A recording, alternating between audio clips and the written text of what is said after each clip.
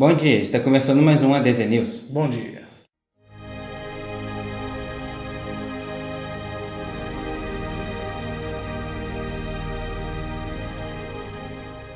O tema de hoje é a crise na Venezuela. A crise na Venezuela ela não começou agora, ela já está rolando já faz um bom tempo. E a fome fez os venezuelanos perderem em média 11 quilos só no último ano. A violência ela esvazia as ruas no período da noite, e essa situação provoca um êxodo em massa para os países vizinhos. A Venezuela hoje vive a maior recessão de sua história. Já são 12 trimestres seguidos de retração econômica, segundo anunciou em julho a Assembleia Nacional. A situação ela também vem sendo muito explorada pelas campanhas eleitorais políticas brasileiras. Os candidatos e eleitores de oposição ao Partido dos Trabalhadores, que historicamente apoiou os governos de Hugo Chávez e agora apoia o de Nicolás Maduro, tentaram usar o fracasso venezuelano para promover as suas campanhas, como alerta do que poderia acontecer no Brasil caso o brasileiro elegesse o Fernando Haddad. Os petistas, por sua vez, lembraram que Chávez era um militar e é com apoio e participação direta das Forças Armadas que Maduro vem operando. Agora vamos para a rua com o nosso repórter Bruce. Bom dia, Bruce. Quais são as informações de hoje? Aí o Nadal vai ficar me enchendo o saco depois. Ah, mas não entrevistou direito, não sei o que tem. É povo feio. Bom dia, Nadal. Estou aqui em Boa Vista, Roraima, para trazer novas informações. Segundo a Agência das Nações Unidas para Refugiados, o Brasil é o segundo país mais visado pelos venezuelanos, perdendo apenas para os Estados Unidos. Os imigrantes venezuelanos enxergam no Brasil o refúgio de que necessitam para sobreviver. Para entrar no território brasileiro, que faz fronteira com a Venezuela por meio do estado de Roraima, os venezuelanos não precisam de visto, podendo permanecer por até 60 dias apenas como turistas. Na teoria, em razão da crise que se instalou na Venezuela, o Brasil permitiu que os venezuelanos buscassem refúgio, oferecendo residência temporária e possibilitando que os imigrantes pudessem inserir-se na sociedade. Mas a situação se complica. Os governantes do estado de Roraima declararam que havia uma sobrecarga dos serviços públicos e que o estado não era capaz de atender a demanda de imigrantes. Alegaram também a impossibilidade de inseri-los em programas públicos relacionados à saúde, educação ou ao mercado de trabalho. Além disso, os venezuelanos estão sendo vítimas de xenofobia, que chegou a pontos extremos, incluindo agressão física. Muitos brasileiros não aceitam os refugiados e pregam um discurso de ódio. Estamos aqui com Edgar Carroso, um imigrante venezuelano que irá nos contar sua história de como foi passar pela imigração. Edgar. Bom dia. Eu cheguei ao Brasil em 26 de outubro e quando eu cheguei aqui eu estava na mesma situação de diversos venezuelanos que vêm a Roraima. Então eu só tinha minha roupa e poucos pertences. Então eu não sabia o que fazer. Eu tinha pouco dinheiro, não sabia nem onde dormir e não tinha o que comer. No primeiro dia, eu lembro que eu dormi na rua e felizmente eu consegui uma ONG que me ajudou. Infelizmente, a gente atualmente na Venezuela não consegue ter um sonho, sabe? Porque a situação lá está muito difícil. Então, por isso tem muita gente que recorre à imigração organizada e tem uns que nem organizam-se e eles só fogem do país sem ver nada. Isso é muito perigoso. Eu lembro que antes do governo de Maduro, eu tinha um sonho, sabe? Eu tinha um sonho igual todo mundo. Eu queria ter filhos, um carro, uma casa e infelizmente eu não posso mais ter isso. Depois da morte de Chávez, o governo de Maduro causou muitos problemas. E quando começaram os protestos, eu lembro que o governo dele iniciou uma campanha contra esses protestos. Isso foi em 2014, acho. E foi muito triste porque... Foi muito triste porque eu lembro que houveram várias mortes. Eu lembro que umas 50 pessoas morreram. Tinham mulheres grávidas que tomaram tiros e essas mortes só eles deixaram passar, ninguém investigou. Foram simplesmente mortes. E até hoje, todo dia eu sonho em estar com meus pais, minha irmã. E infelizmente eu sinto que eu tenho que estar aqui, eu tenho que tentar uma coisa nova. Obrigado, Edgar. Desejamos toda a força para você e sua família.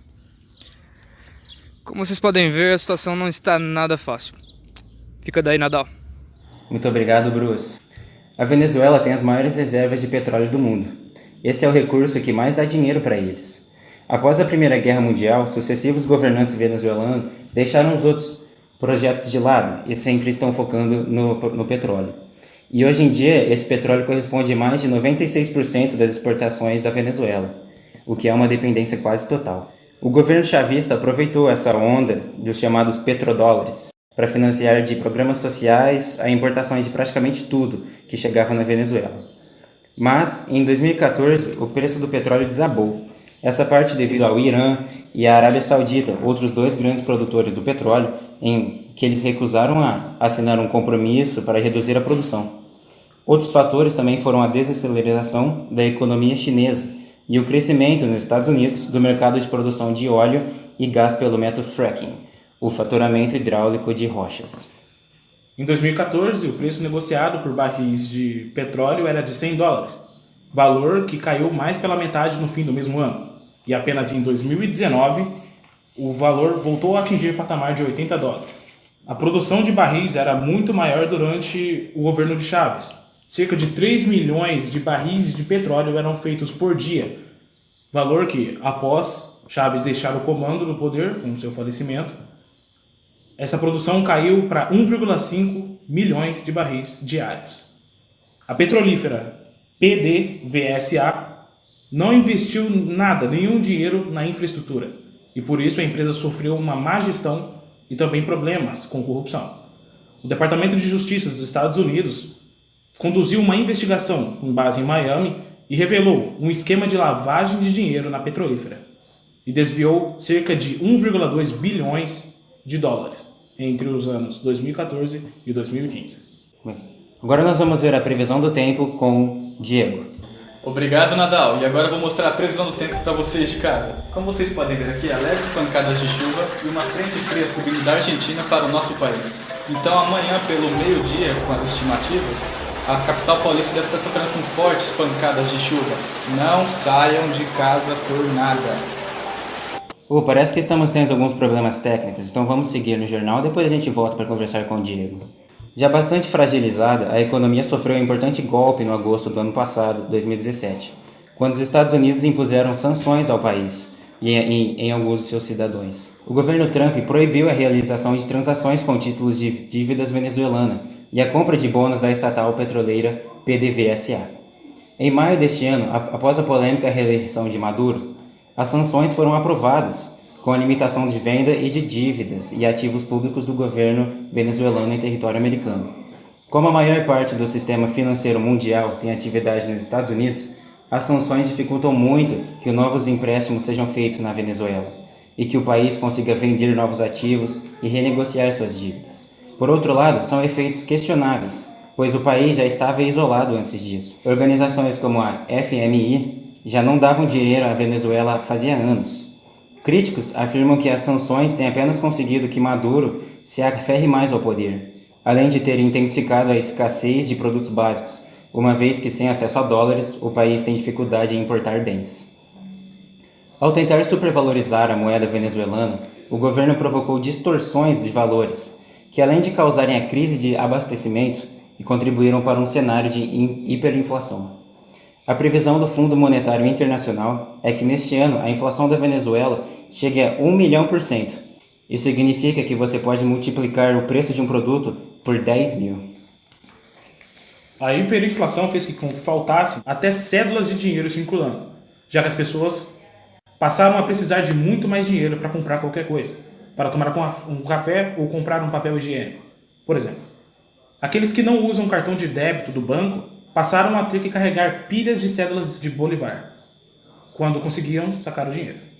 A hiperinflação provocou uma pulverização da renda e a pobreza aumentou. Em 2017, o índice de pessoas na linha da pobreza no país, de 30 milhões de habitantes, chegou a 87%, um aumento de 40 pontos percentuais em 3 anos, segundo o levantamento da Universidade Católica Andrés Bello. Vale lembrar também que na era de Chávez, a pobreza na Venezuela havia caído em mais de 20%, de acordo com o CEPAL, Comissão Econômica para a América Latina e Caribe. Vamos ver se agora dá certo a nossa comunicação com o Diego. Diego? E agora, aqui na região norte, como vocês podem ver, devido aos ventos do sul que estão subindo, não está chovendo. Parece que ainda estamos tendo problemas técnicos, então vamos continuar aqui. Bom, a Venezuela vive uma intensa crise política. Com o início do segundo mandato de Nicolás Maduro e a autoproclamação do líder oposicionista Juan Guaidó como presidente interino. Em 2009, em seu segundo mandato, Chávez conseguiu, por meio de referendo com voto popular, a aprovação para alterar a Constituição e mudar a regra da reeleição para presidente. Desde então, os presidentes venezuelanos passaram a poder concorrer reeleições sem limites. O chavismo, projeto de poder que se consolidou a partir da primeira eleição de Hugo Chávez, tem como elementos centrais uma atuação muito maior do Estado e a defesa das medidas que ampliam a participação social na política. Um exemplo é a organização de comunas, nos bairros mais carentes das principais cidades, órgãos que se articulam, por sua vez, como legislativo local para apresentar demandas e controlar o fluxo de entrada de alguns programas sociais. Também é caracterizado por uma política anti-imperialista, defendendo a integração dos povos sul-americanos para combater a influência dos Estados Unidos na região. No chavismo, o mandatário tem seu poder baseado em um forte militarismo. Depois da morte de Chávez, em 2013, Nicolás Maduro, que era seu vice-presidente e também presidente da PSUV, já foi eleito e reeleito presidente com a promessa de dar continuidade às políticas do antecessor. Só que Maduro herdou a Venezuela já entrando em colapso econômico e tomou medidas que contribuíram mais para a crise. No início de 2014, o país já foi tomado por uma onda de protestos contra Maduro. A repreensão do Estado foi violenta. Entre fevereiro e junho, 43 pessoas morreram. Em 2015, o chavismo perdeu o controle do parlamento. Isso fez com que a situação do país se agravasse, já que Maduro constantemente acusava os acionistas de tentarem tirá-lo do poder. Após a derrota, ele decidiu convocar uma Assembleia Nacional Constituinte. Na prática, uma manobra para esvaziar totalmente o poder do legislativo, comandado pelos opositores, e criar uma instância paralela de decisão. Em maio de 2017, Nicolás Maduro convocou a Assembleia Constituinte, dizendo que ele irá renovar o Estado e redigir uma nova Constituição à Venezuela. Porém, o país viu de novo acontecendo ondas de protestos violentos para tomar o país de Nicolás Maduro. Mais de 120 pessoas morreram e 2.000 ficaram feridas. Um ano depois, para agravar a crise, Maduro foi reeleito com 68% dos votos, numa eleição contestada dentro e fora do país. O mandatário foi reconduzido ao cargo num pleito que teve 54% de abstenção. A oposição acusou o governo de compra de votos e a maior parte dos opcionistas boicotou o pleito. O governo afirmou que as eleições foram limpas e justas, com muitos candidatos não governistas impossibilitados de votar, ou por estarem presos ou por estarem apenas impossibilitados. A oposição diz que o pleito não tem legitimidade e que há indícios para discordar de fraude eleitoral. Toda essa instabilidade política contribuiu ainda mais para que a crise venezuelana crescesse. Após a reeleição de Maduro, a OEA, Organização dos Estados Americanos, pediu a suspensão da Venezuela da entidade. O Brasil, além da EUA, Canadá, Argentina, Peru e México, entre outros, foi um dos países que pediu a suspensão da Venezuela da organização continental, alegando desrespeito à Carta Democrática Interamericana e ilegitimidade em sua reeleição de Maduro. Os dois únicos países suspensos da OEA até hoje foram Cuba, em 62, quando Fidel Castro estava no comando, e Honduras, em 2009, após o golpe de Estado que substituiu o presidente Manuel Zelaya. Agora nós vamos tentar voltar com o Diego para ver a previsão do tempo mais uma vez. Agora, Nadal, como você pode ver aqui na região sudeste, as praias da região estão sofrendo um sol de 36 graus. Ótimo para você pegar aquele carro e curtir o dia com a família. Ótimos ventos também para você pegar uma onda, inclusive. Soltar uma pipa. Muito obrigado, Diego. Agora vamos continuar a programação normal. Bom, um outro ponto que contribui para a crise venezuelana foi a forte presença do exército na gestão do Estado.